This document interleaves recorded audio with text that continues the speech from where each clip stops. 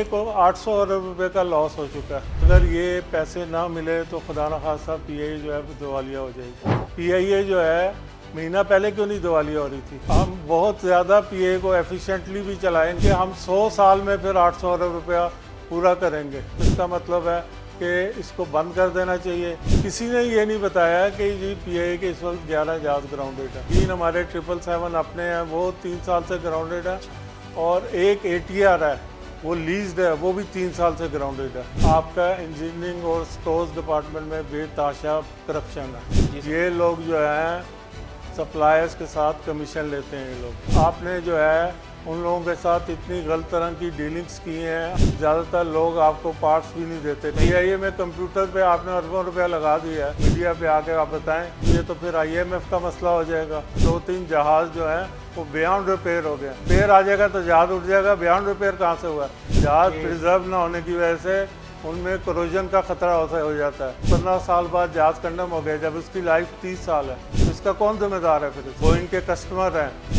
आपको सबसे पहले बोइंग को कांटेक्ट करना चाहिए। सही, बोइंग चाहेगा कि आपको सपोर्ट करे। मैंने पीआईए में काम किया 22 साल। पीआईए ने हमें बहुत कुछ दिया। पीआईए का मैं किसी भी लेवल पे पूरी रिप्रेजेंटेशन दे सकता हूँ कि पीआईए इस मसले से कैसे बाहर निकल सकती है।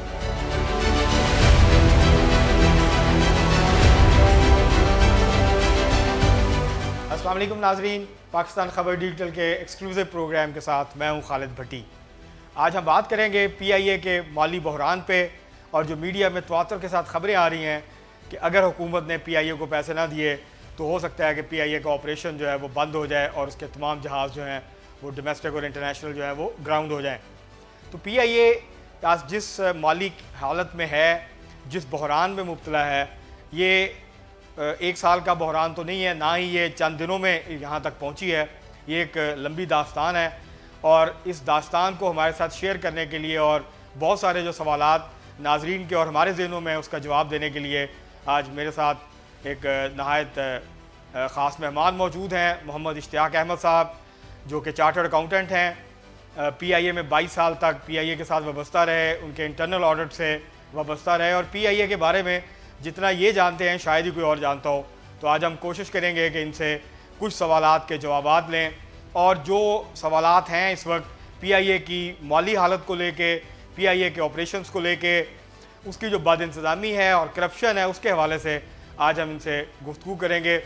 बहुत शुक्रिया सर, आपने हमारे लिए वक्त निकाला। थैंक यू सर, पहला सवाल तो नेचुरली यही बनता है कि पीआईए जो है, इसके बारे में ये खबरें आ रही हैं कि अगर इसको हुकूमत ने पैसे नहीं दिए, जो कि वो 23 अरब रुपया मांग रही है, 22.9 अरब, तो ये बैंकरप्ट हो जाएगी, ये दिवालिया हो जाएगी और ऑपरेशंस जो हैं वो ख़त्म हो जाएंगे। तो सर, ये इतनी ही क्या ख़राब सूरत हाल है, और ये इस तरह से कितने अरसे तक ये जो डंग पॉप पॉलिसी है पीआईए के इंतज़ामिया की, हुकूमत की, तो ये कैसे पीआईए को जो है वो सर्वाइव करेगी और कैसे पीआईए चलेगी? इसका मैं आपको ये बताता हूँ कि पीआईए में हर 2-3 साल बाद जब नई मैनेजमेंट आती है तो उस मैनेजमेंट को जो है ये पीआईए के जो पहले से मौजूद होते हैं डायरेक्टर्स और जनरल मैनेजर्स, वो एक ऐसी चीज़ बताते हैं कि अगर ये पैसे ना मिले तो खुदा न खास्ता पीआईए जो है दिवालिया हो जाएगी। उसमें मेन वजह ये है कि पीआईए जो है महीना पहले क्यों नहीं दिवालिया हो रही थी? पीआईए नई इंटरिम गवर्नमेंट के आते साथ ही दिवालिया क्यों हुई है? आप सर बड़ा अहम सवाल उठा रहे हैं कि ये अगर इतनी माली हालत ख़राब थी तो पिछली हुकूमत जो जाने से पहले उससे वो पीआईए पैसे क्यों नहीं मांगे? और हर जो इंतज़ामिया है, जब हुकूमत तब्दील होती है तो वो फिर शोर करते हैं और फिर उसकी बुनियाद पे हुकूमत से पैसे मांगते हैं। यही मैं आपको बताना चाह रहा हूँ कि लास्ट गवर्नमेंट जो थी उसमें प्राइम मिनिस्टर ने रिपोर्ट मांगी जी, मिनिस्टर से, और एविएशन मिनिस्टर और उसमें प्लानिंग मिनिस्टर भी थे, और पूरी कमेटी बना के उनसे रिपोर्ट मांगी पीआईए के ऊपर। तो उसमें एविएशन सेक्रेटरी का जो अखबारों में आया, उन्होंने ये ब्रीफ किया कि पीआईए को 800 अरब रुपए का लॉस हो चुका है, और अगर ये हम बहुत ज़्यादा पीआईए को एफिशिएंटली भी चलाएंगे और प्रॉफिट पे चलाएंगे तो हम 8 अरब रुपए से ज़्यादा का प्रॉफिट नहीं कर सकते साल का। तो उन्होंने कहा जी कि हम 100 साल में फिर 800 अरब रुपया पूरा करेंगे। और उसके बाद अखबार में आया कि प्राइम मिनिस्टर ने कहा फिर इसका मतलब है कि इसको बंद कर देना चाहिए। फिर उनको जहन में दूसरी बात आई, उन्होंने कहा ये तो फिर IMF का मसला हो जाएगा। तो उस वक़्त उस ब्रीफिंग में किसी ने ये नहीं बताया कि जी PIA के इस वक्त 11 जहाज़ ग्राउंडेड है, जबकि 3-4 जहाज़ जो हैं 3-3 साल से ग्राउंडेड हैं।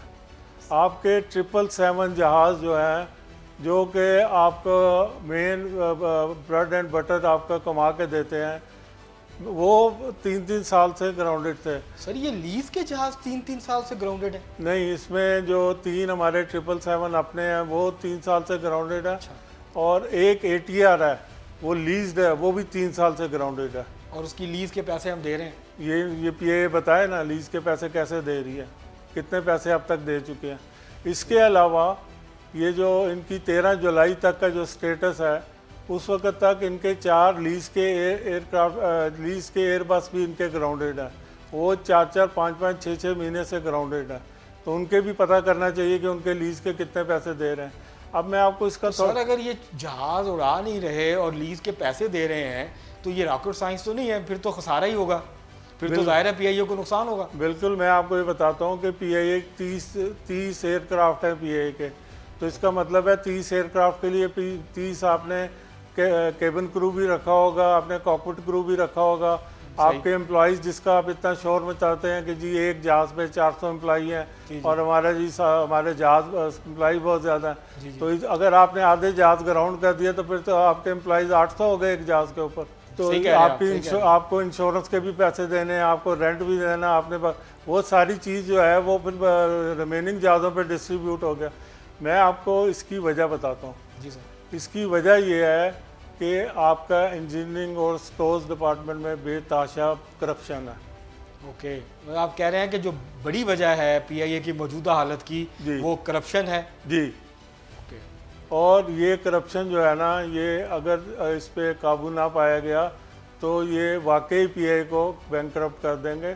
देखिए मैं आपको ये बताऊं, मैंने PIA में काम किया 22 साल। जी सर। PIA ने हमें बहुत कुछ दिया। सही। PIA ने मुझे 30 मुल्कों का मैं PIA की वजह से गया हूँ। PIA की वजह से मैंने जापान में 3 साल पोस्टिंग की है। सही। PIA की वजह से मैंने अपनी वालदा और वाइफ को उम्रा कराया, मैंने उम्रे किए हैं। मैंने PIA की वजह से बहुत कुछ PIA ने अपना इलाज अभी भी करा रहा हूँ, टिकटें ले रहा हूँ। तो मेरा आप जिस तरह आपकी एक वाबस्तगी है PIA से, इस तरह हज़ारों PIA के रिटायर्ड ऑफिसर्स हैं, ऑफिशियल्स हैं जिनकी एक वाबस्तगी है, जिन्होंने सर्व किया है इस कौम बड़ा सर उठा के फ़ख्र के साथ। और PIA कभी सर हमारा फ़ख्र हुआ करती थी। PIA का शुमार दुनिया की बेहतरीन एयरलाइंस में होता था। उसकी इंजीनियरिंग, उसकी जो है जो इंटरनल एंटरटेनमेंट होती है जहाज़ की, वो जहाज़ उसकी सर्विसेज, लेकिन ये सारा कुछ जो है वो हमारे देखते ही देखते जो है। ये मैं आपको इसकी वजह बताता हूँ कि आप ये देखें कि कराची में शायद आपने देखो इस्पानी एंगर। जी बिल्कुल। आप PIA वालों से पूछे ना कि ये इस्पानी एंगर कितने साल पहले बना था, 30 साल 40 साल पहले, कितना कब बना था, उसके बाद आपका दूसरा एंगर क्यों नहीं बन सका इस तरह का। अच्छा। आपको मैं बताता हूँ कि ये जो है ना PIA के पार्ट्स में की परचेज में अभी ये क्या कह रहे हैं कि जी PIA के पार्ट्स जो हैं वो बोइंग और एयरबस जो है पार्ट सप्लाई नहीं कर रही। जी बिल्कुल सर, यही कह रहे हैं। उसकी वजह से PIA को मसला हो रहा है, अखबार में ये न्यूज़ लगा रहे हैं। जी जी। इनको ये नहीं पता कि बोइंग और एयरबस पार्ट सप्लाई नहीं करती। ओके, तो फिर ये कैसे कह रहे हैं PIA वाले कि जी मैं आपको बताता हूँ पार्ट्स जो है ना, जैसे आपका GE का इंजन लगा है 777 में। जी जी। तो अगर GE का इंजन 777 में लगा है तो GE भी नहीं पार्ट सप्लाई करता, उनके ओरिजिनल इक्विपमेंट मैन्युफैक्चरर होते हैं। ओके। वो सप्लाई करते हैं पार्ट्स। तो आपने जो है उन लोगों के साथ इतनी गलत तरह की डीलिंग्स की हैं, आपने उनको इतना वो किया है कि ज़्यादातर लोग आपको पार्ट्स भी नहीं देते। पहले आपको क्रेडिट पे पार्ट मिल जाते थे, अभी कैश पे वो लोग पार्ट देते हैं। तो सर ये आप क्यों नहीं देते? पहले ये PIA की माली हालत की वजह से? मैं आपको बताता हूँ, देखें PIA के इंजीनियर्स जो हैं, सब इंजीनियर नहीं, देखें PIA चल रही है ना, जहाज उड़ रहे हैं। बिल्कुल उड़ रहे हैं। कैप्टन जहाज उड़ा रहे हैं, जी सर। इंजीनियर जहाज मेंटेन कर रहे हैं, जहाज उड़ रहे हैं। जी जी। लेकिन PIA में जो रिपेयर अब्रॉड का सेक्शन है और PIA की जो मौजूदा मैनेजमेंट है, और मैं उनमें आपको किसी मुनासिब वक्त पे पिन पॉइंट भी कर दूंगा। ये लोग जो हैं सप्लायर्स के साथ कमीशन लेते हैं ये लोग। ओके, इसमें इसका मतलब ये है कि ये जो स्पेयर पार्ट्स का इशू है इसमें किक्स बैक्स और कमीशन और ये मामला मैं आपको बताऊं, इनको तो बड़ा मज़ा आ जाता है।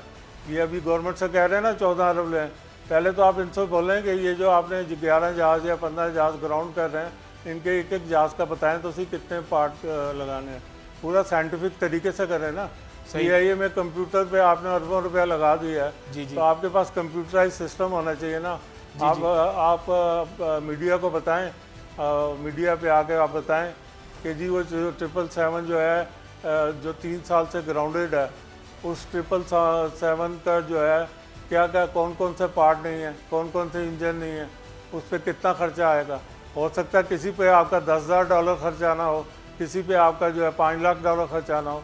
तो पहले आप ये तो करेंगे जो $10,000 वाला उसको सबसे पहले उड़ाएं, क्योंकि आप जब ये कह रहे हैं कि ये एक हर जो जहाज़ है उसकी कंडीशन के हवाले से जी एक कंप्रीहेंसिव रिपोर्ट सामने आनी चाहिए बिल्कुल कि इसमें क्या प्रॉब्लम है, इसमें कौन से स्पेयर पार्ट्स की ज़रूरत है, किस किस्म की मेंटेनेंस की ज़रूरत है। क्योंकि उसमें मैं आपको एक और बात बताना चाह रहा हूँ जी सर, कि अखबार में ये आया है कि ये जो 11 जहाज़ ग्राउंड हुए हैं, इसमें 2-3 जहाज़ ये जो जहाज़ ग्राउंड हुए हैं ये स्पेयर की नॉन अवेलेबिलिटी की वजह से हैं, और स्पेयर की नॉन अवेलेबिलिटी की वजह से 2-3 जहाज़ जो हैं वो बियॉन्ड रिपेयर हो गए। बियॉन्ड रिपेयर स्पेयर आ जाएगा तो जहाज़ उठ जाएगा, बियॉन्ड रिपेयर कहाँ से हुआ? मेरी जो नॉलेज है उसके हिसाब से इन्होंने जहाज़ सही तरह प्रिजर्व नहीं किए। जहाज़ प्रिजर्व ना होने की वजह से उनमें करोजन का ख़तरा हो जाता है और जहाज़ जो है स्क्रैप हो जाता है। इनको सबसे पहले करना चाहिए कि इन जहाज़ों की, आप बोइंग के कस्टमर हैं, आपको सबसे पहले बोइंग को कांटेक्ट करना चाहिए। सही, बोइंग चाहेगा कि आपको सपोर्ट करे, वो आपको चार्ज हो सकता है चार्ज भी ना करे। आप उनको बोलें कि हम इस मुश्किल में फंस गए हैं, ये हमारा मसला है, आप इसमें हमें बताएं। हो सकता है बोइंग अपनी रिपोर्ट में बताए कि आपने सही तरह प्रिजर्व नहीं किए, आपके जहाज़ कंडम हो गए। अब आपकी इसकी मिसाल ये है कि आपने 2008 में जो नया 777 लिया था, जी सर, वो 2023 में अगर वो कंडम हो जाता है तो 15 साल बाद जहाज़ कंडम हो गया, जब उसकी लाइफ 30 साल है, एवरेज लाइफ जहाज़ की 30 साल है, तो इसका कौन जिम्मेदार है फिर इसका? बहुत शुक्रिया इश्तियाक साहब, आपने हमारे साथ जो गुफ्तगू थी, हमारे प्रोग्राम का वक्त ख़त्म हुआ चाहता है।